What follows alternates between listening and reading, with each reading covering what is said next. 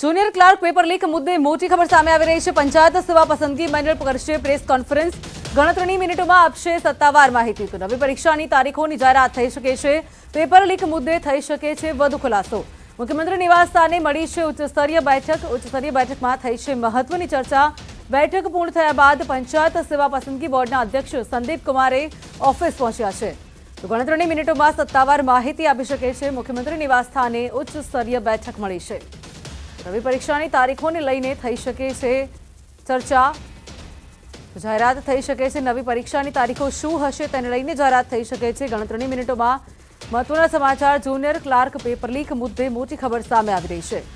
પંચાયત સેવા પસંદગી મંડળ પ્રેસ કોન્ફરન્સ કરશે।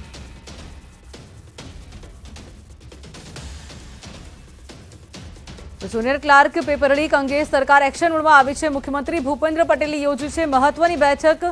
ઉચ્ચ અધિકારીઓ સાથે સીએમ બેઠક યોજી છે। તો પેપર લીક મામલે સરકાર લાવી શકે છે કાયદો। આગામી બજેટ સત્રમાં આવી શકે છે મોટો કાયદો। પેપર લીક કેસમાં કમિટીની રચના પણ કરવામાં આવી છે। તો એટીએસ, પંચાયત, ગૃહ વિભાગના અધિકારી પણ સામેલ થયા છે। કમિટીની અંદર તપાસ કરીને સરકારને અહેવાલ સોંપવામાં આવશે। આજે જ પરીક્ષાની નવી તારીખો જાહેર કરાશે। તો જુનિયર ક્લાર્કની પરીક્ષાની નવી તારીખો આજે જાહેર કરવામાં આવશે। ગણતરીની મિનિટોમાં તારીખો જાહેર કરાશે। પેપર લીક મામલે સરકાર લાવી શકે છે નવો કાયદો। તો પેપર લીક કેસમાં કમિટીની રચના તો કરાઈ છે, સાથે એટીએસ, પંચાયત તથા ગૃહ વિભાગના અધિકારીઓ પણ સામેલ છે। તો મુખ્યમંત્રી ભૂપેન્દ્ર પટેલે મહત્વની બેઠક પણ યોજી છે। કમિટી તપાસ કરીને સરકારને સમગ્ર અહેવાલ પણ સોંપશે। ત્યારે કોણ હતા અને પાછળ કોણ જવાબદાર છે તેને લઈને પણ ચર્ચાઓ થશે। સાથે પેપર લીક કેસમાં નવી તારીખ આજે જાહેર કરવામાં આવશે। નવી પરીક્ષાને લઈને તારીખો આજે જાહેર કરાશે। તો પેપર લીક કેસમાં અત્યાર સુધીનો સૌથી મોટો ખુલાસો। પેપર લીક કેસનો મુખ્ય આરોપી હૈદરાબાદથી પકડાયો છે। હૈદરાબાદથી જીત નાયક નામનો આરોપી ગિરફમાં આવ્યો છે। તો પ્રિન્ટિંગ પ્રેસમાં કામ કરે છે જીત નાયક। આરોપી જીત નાયકે પેપર આરોપી પ્રદીપ નાયકને આપ્યું હતું અને એટીએસે રાત્રે જ પ્રદીપ નાયકને દબોચ્યો હતો। ગુજરાતના યુવાના ભવિષ્ય સાથે ચેડા કરનાર પાપી જીત નાયક અત્યારે હાલ ગિરફમાં છે। મહત્વના સમાચાર। જીત નાયક જે છે તે ગિરફમાં છે। ત્યારે મુખ્ય સૂત્રધાર જીત નાયક હૈદરાબાદથી પકડાયો છે। ત્યારે કેટલા લોકો સંડોવાયેલા છે ગુજરાતના પાપીઓ વાત કરીએ તેમાં ઓડિશાથી મુખ્ય સૂત્રધાર છે, સાથે બિહારના વ્યક્તિની પણ સંડોવણી સામે આવી રહી છે। તો પરીક્ષા પેપર લીક કૌભાંડ પરથી પડદો ઉચકાયો છે। પેપર લીક પ્રકરણમાં ગુજરાત બિહારની ગેંગ સક્રિય છે। સમગ્ર કૌભાંડ કેવી રીતે આશરાય, ન્યૂઝ 18 પર કૌભાંડની તારીખ। તો ઓડિશાથી તથા બિહારથી પણ વ્યક્તિઓની સંડોવણી સામે આવી રહી છે। ગુજરાતમાં વડોદરા પરીક્ષા કેન્દ્ર પર આ પેપર લાવવામાં આવ્યું હતું અને પેપર વેચતી વખતે એટીએસનો દરોડો પડ્યો હતો। તો આંધ્રપ્રદેશથી શરૂઆત થઈ, ત્યાં આંધ્રપ્રદેશથી પેપર લાવવામાં આવ્યું હતું, ત્યાંથી ઓડિશાનો મુખ્ય સૂત્રધાર છે। ઓડિશાથી બિહાર સુધી બિહારના વ્યક્તિની પણ સંડોવણી સામે આવી રહી છે અને બિહારથી ગુજરાત એટલે કે આટલું મોટું જે છે આ તમામ જે લોકો છે તેની અંદર સંડોવાયેલા હતા પેપર લીકના કૌભાંડની અંદર। વારંવાર 2014થી પેપર લીક જે થઈ રહ્યું છે ત્યારે અન્ય ફરી એકવાર પેપર લીક થયું છે। અત્યારે જુનિયર ક્લાર્કની જે એક્ઝામ હતી તેનું પેપર લીક થયું છે ત્યારે ઘણા લોકોની સંડોવણી સામે આવી રહી છે।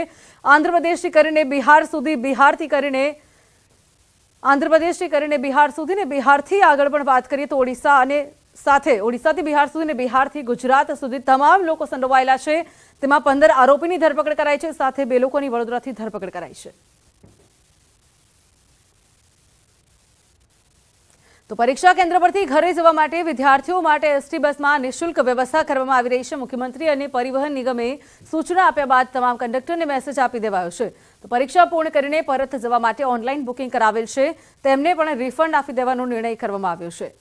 તો તમામ ઉમેદવારો માટે એસટી બસમાં નિઃશુલ્ક સેવાની વ્યવસ્થા કરાઈ છે।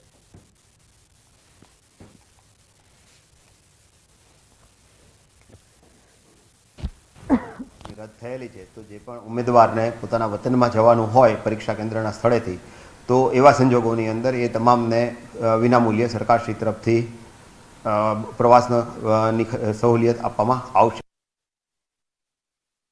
જુનિયર ક્લાર્ક પરીક્ષા મોકૂફ મામલે શિક્ષણ મંત્રી કુબેર ડિંડોરની પ્રતિક્રિયા પણ સામે આવી છે। સાંભળીએ તેમને।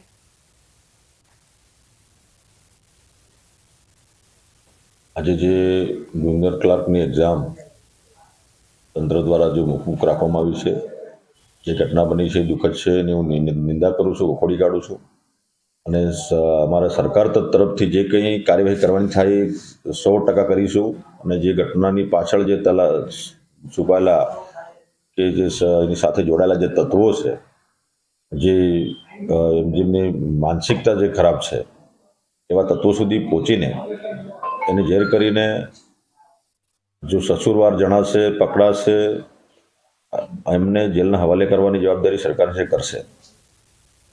પેપર ફૂટવા મુદ્દે આપના ધારાસભ્ય ચૈતર વસાવાએ સરકાર પર આક્ષેપ કર્યો છે અને તાત્કાલિક નિર્ણયની પણ માંગણી કરી છે.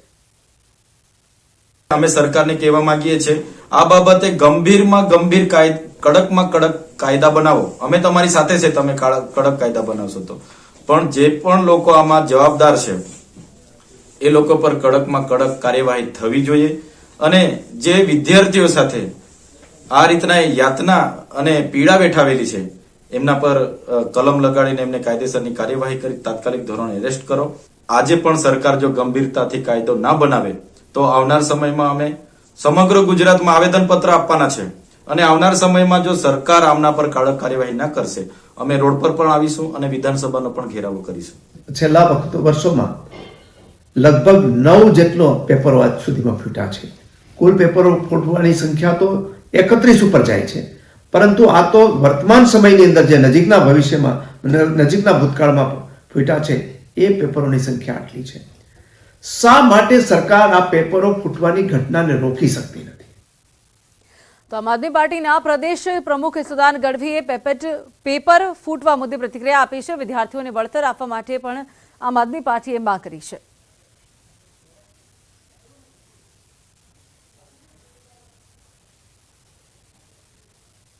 જ્યારે પેપર લેવાવાનું હતું એના માતા પિતાઓએ સપના જોયા હતા, ઉમેદવારોએ સપના જોયા હતા, પેપર પહોંચે એ પહેલા જ પેપર લીક થઈ ગયું. માંગ કરીએ છીએ કે વિદ્યાર્થી પંચાયત સેવા વર્ગ તરફની જાહેરાત ક્રમાંક 12/2021-22 જુનિયર ક્લાર્ક વહીવટ અને હિસાબની સ્પર્ધાત્મક પરીક્ષા તારીખ 29/1/2023 રવિવારના રોજ સવારે 11 થી 12 કલાક દરમિયાન વિવિધ જિલ્લાઓ ખાતે યોજનાર હતી.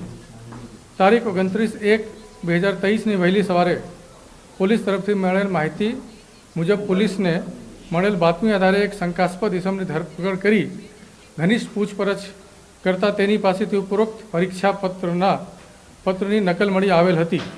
આ બાબતે તાત્કાલિક અસરથી ફોજદારી રાહે પોલીસ કાર્યવાહી અને આગળની તપાસ કરવામાં આવી રહી છે અને આ પ્રત્યે માત્ર 2 જ કલાકમાં અસરકારક પગલાં લઈ તાકીદની કાર્યવાહી કરવામાં આવેલ છે.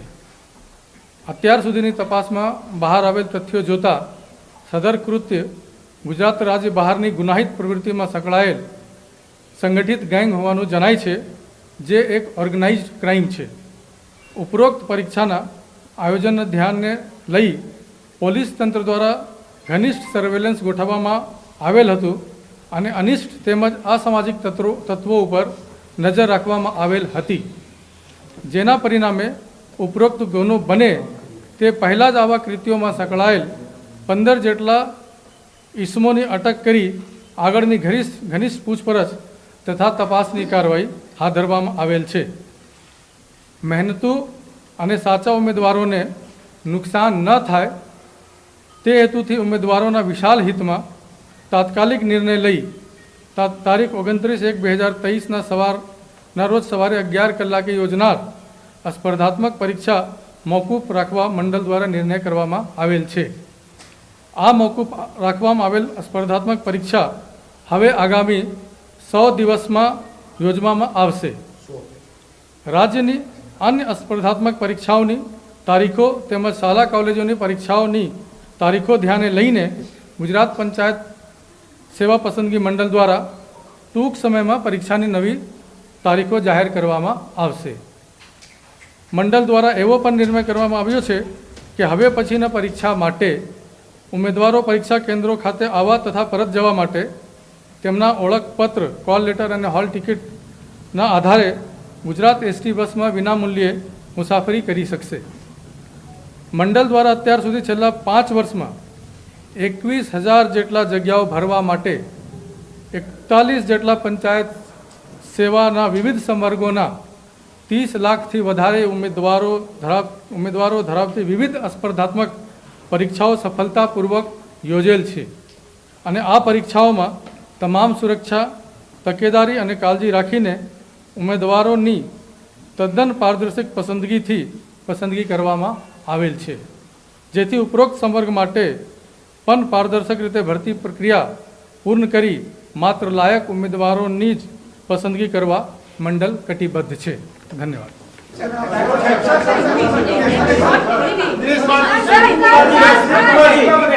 सर 2 मिनट तो आइए सर, हमको भी तो सवाल करने दीजिए.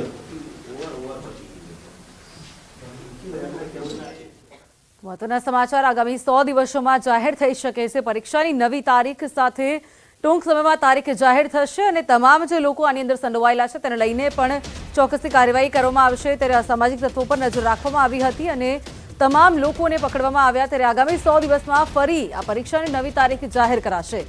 મહત્વના સમાચાર સામે આવી રહ્યા છે. ઉમેદવારોના ભાવિ સાથે ચેડા ક્યાં સુધી થઈ રહ્યા છે તેને લઈને અનેક સવાલ ઉભા હતા. ત્યારે હવે નવી તારીખ આગામી 100 દિવસમાં ટૂંક સમયમાં જાહેર કરવામાં આવશે.